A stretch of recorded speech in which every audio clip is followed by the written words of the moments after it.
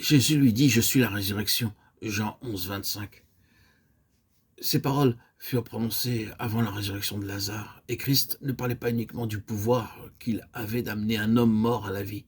Il détient en réalité ce pouvoir. Quelques passages de l'Écriture nous en font le récit.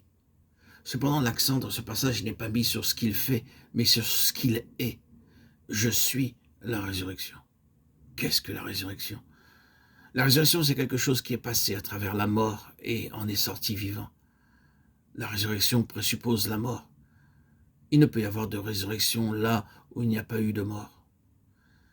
Dieu avait dit que le jour où Adam mangeait du fruit de l'arbre de la connaissance du bien et du mal, ce jour-là, assurément, il mourrait. Il a mangé du fruit défendu et il lui arriva selon ce que Dieu avait déclaré. La mort immédiatement le saisit. Adam n'avait pas la capacité en lui-même de pouvoir vaincre la mort. Et il en est de même pour tous ceux de la race d'Adam. Nul ne peut survivre à l'épreuve de la mort. Mais voyons la déclaration de Christ. Quand je le vis, je tombai à ses pieds comme mort. Il posa sur moi sa main droite en disant « Ne crains point, je suis le premier, le dernier et le vivant. J'étais mort et voici, je suis vivant au siècle des siècles. Je tiens les clés de la mort et du séjour des morts. » Apocalypse 1, 17, 18. Celui-ci, le vivant, le dernier Adam, est allé dans la mort. Mais la mort n'a pas pu le retenir. Il est la résurrection. Il a vaincu la mort. Et dans la résurrection, il porte glorieusement les marques de son combat avec l'ennemi. Les stigmates de la croix sont toujours là.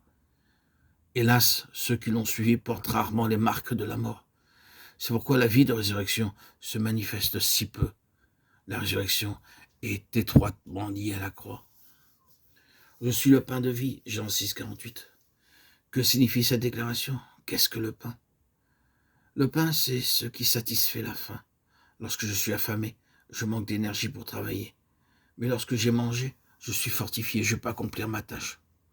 Beaucoup de chrétiens perdent la force de servir le Seigneur, parce qu'ils n'ont jamais trouvé en lui leur satisfaction. Ils travaillent à peu près bien pendant 1 ou 2 ans, mais ils déclinent ensuite graduellement. Ils se sentent desséchés et vides, et ils espèrent pouvoir participer à une retraite spirituelle dans l'espoir de pouvoir reconstituer leurs réserves. Des retraites spirituelles périodiques peuvent stimuler temporairement, mais ne peuvent pas nous satisfaire pleinement. Ce n'est que lorsque nous découvrons que Jésus est le pain de vie et que nous apprenons sans cesse à aller à lui, que nous sommes satisfaits de manière permanente. Quand il était dans ce monde, il était dans une certaine occasion fatigué et avait faim. Cependant, il répondit aux besoins de la Samaritaine et à son propre besoin en se dépensant lui-même en sa faveur.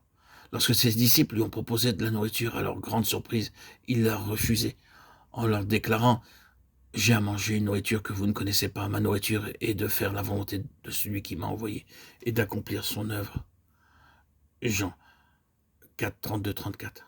C'était la source secrète de sa constante satisfaction.